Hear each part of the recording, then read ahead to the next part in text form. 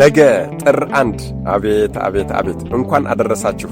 ዲያቆን ሲሆን ካህን፣ ካህንም ሲሆን ሐዋርያ፣ ሐዋርያም ሲሆን ሰማዕት፣ ሰማዕትም ሲሆን በሕይወቱም በኑሮም አምላኩን የመሰለ ቅዱስ አባት በሕዝብና በሸንጎ ፊት ወንጌልን ሊሰብክ በሚቆም ሰዓት መልኩ እየተለወጠ የእግዚአብሔርን መልአክ የሚመስል ቅዱስ በማንኛውም ደዌ ሕመምና ችግር በሽታ ላይ ያለ ሰው በሙሉ በቤተ ክርስቲያንህ ወይም ደግሞ በገዳምህ ተገኝቶ የቤተ ክርስቲያን ላይ የገዳም ላይ ያለውን አፈር ቆንጥሮ ወስዶ ይሆንልኛል ይደረግልኛል በማለት በጸበል በጥብጦ ቢጠጣ ሰውነቱን ቢቀባና ቢተሻሽ ከሕመሙ ይዳን የተባለ ቅዱስ አባት።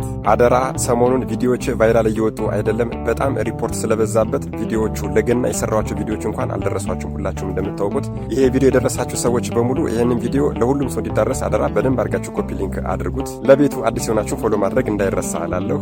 ነገ ጥር 1 እኛ የራሳችን ሕይወት ማስተዳደር በማንችልበት በዚህ ሰዓት እርሱ ግን በዚያ ኃጢአትና ክፋት በበዛበት በዚያ ዘመን 8000 ሕዝብ ከኃጢአትም ከአጋንንትም ጠብቆ ሲመራ የነበረ ቅዱስ ወንጌልን ሊሰብክ በሕዝብ ፊት በሚቆም ጊዜ ወልደ እግዚአብሔር መድኃኔዓለም ኢየሱስ ክርስቶስን በቀኝ ተቀምጦ ያይ የነበረ አጋዕዝተ ዓለም ቅድስት ሥላሴን በአንድነትና በሦስትነት ያይና ይመለከት የነበረ የሐሰት ክስ ከሰውና በሐሰት አስመስክረው በድንጋይ እየወገሩ እየገደሉት እያለ ጌታ ሆይ የሚያደርጉትን አያውቁምና በደላቸውን አትቁጠርባቸው ብሎ ለወጋሪዎቹ ለገዳዮቹ የጸለየ ቅዱስ አባት የመጥምቀ መለኮት ቅዱስ ዮሐንስ ደቀ መዝሙር የነበረ በአፉ እስትንፋስ ብቻ በጆሮአቸው እፍ በማለት መስማት የተሳናቸውን እንዲሰሙ የሚያደርግ መናገር የማይችሉ ዲዳዎችን እንዲናገሩ የሚያደርግ በመድኃኔዓለም በኢየሱስ ክርስቶስ በመዋዕለ ስብከቱ ጊዜ የሰባቱ ዲያቆናትና የ8000 ማኅበር ኃላፊ የነበረ ይህ የስሙ ትርጓሜ መደብ ወይም ደግሞ አክሊል ማለት የሆነ ይህም ማለት የቀን ሐሩር የሌሊት ቁር የማያስቸግረውና የማይበግረው ማለት ሲሆን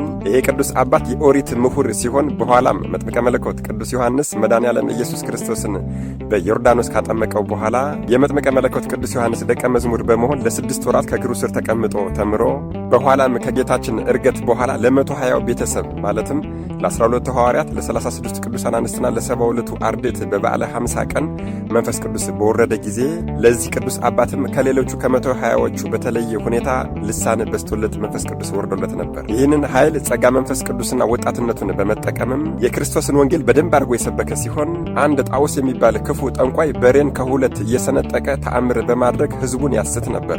ይህንን የሰማው ይሄ ቅዱስ ሊቀ ዲያቆን ይሄ ቅዱስ አባትም ቀጥታ ወደዚህ ጠንቋይ በመሄድ በሃይማኖት ተከራከረው።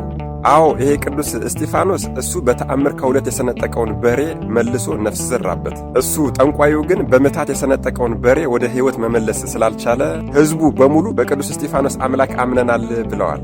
በሌላ ጊዜም ይሄ ናኦስ ታኦስ የተባለ ጠንቋይ በምትሃት በአየር ላይ ተነጥቆ ተንሳፎ ሄደ። በዚህ ጊዜ ይሄ ቅዱስ መጣና ወደ ላይ እጁን ዘርግቶ በአብ በወልድ በመንፈስ ቅዱስ ስም 3 ጊዜ ቢያማትብ ይህንን ጠንቋይ በምትሃት በአየር ላይ ያንሳፈፉት የአየር አጋንንት በሙሉ እንደ ጢስ ተነው እንደ ትቢያ በነው ጠፍተዋል። በዚህም ጊዜ ናኦስ ታኦስ የተባለው ጠንቋይ ምድር ላይ ወድቆ ተንኮታኩቶ ሞቷል። ሕዝቡም በሙሉ በቅዱስ እስጢፋኖስ አምላክ አምነናል ብለዋል። በዚህም የተነሳ አይሁዳውያን በሙሉ ይሄ ትምህርቱ ዓለምን በሙሉ ሊሞላ እንደሆነ ሲገባቸው የሐሰት ክስና የሐሰት ምስክር በማቅረብ በድንጋይ ተወግሮ እንዲገደል አድርገውታል። በዚያም ሰዓት ሰማይ ተከፍቶ መድኃኔዓለም ኢየሱስ ክርስቶስን በቀኝ ተቀምጦ አይቷል። 3 አክሊላትንም ተቀዳጅቷል። ይህ የሰባቱ ዲያቆናትና የ8000 ማኅበር ኃላፊና መሪ የነበረ ሊቀ ዲያቆናት ቀዳሜ ሰማዕት ቅዱስ እስጢፋኖስ ነገ ጥር 1 የተወለደበትም ያረፈበትም በዓሉ ነው። በጣም ይገርማል አደለ? ሊቀ ዲያቆናት ቀዳሜ ሰማዕት ቅዱስ እስጢፋኖስ ጥር 1 የተወለደበትም ነው።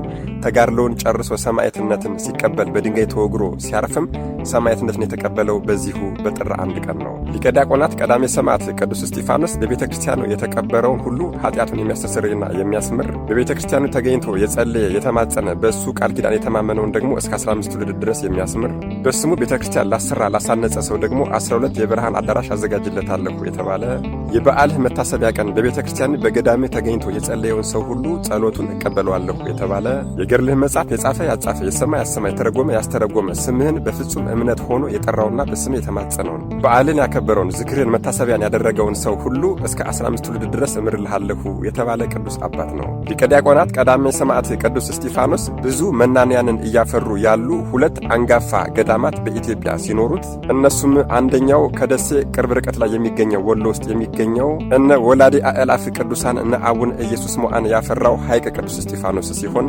ሁለተኛው ደግሞ በጣና ሐይቅ ውስጥ ከሚገኙት ገዳማት አንዱና አንጋፋው የሆነው እነ አቡነ ሂሩት አምላክ የመሰረቱት ዳጋ ቅዱስ እስጢፋኖስ ነው። ሊቀ ዲያቆናት ቀዳሜ ሰማዕት ቅዱስ እስጢፋኖስ ጥር 1 ቀን ልደቱና ዕረፍቱ፣ ጥቅምት 17 በዓለ ሲመቱ ማለትም በዲያቆናትና በ8000 ማህበር ላይ የተሾመበት እንዲሁም ደግሞ መስከረም 15 ፍልሰተ አጽሙ ወይም ደግሞ የአጽሙ ፍልሰት በዓል ነው።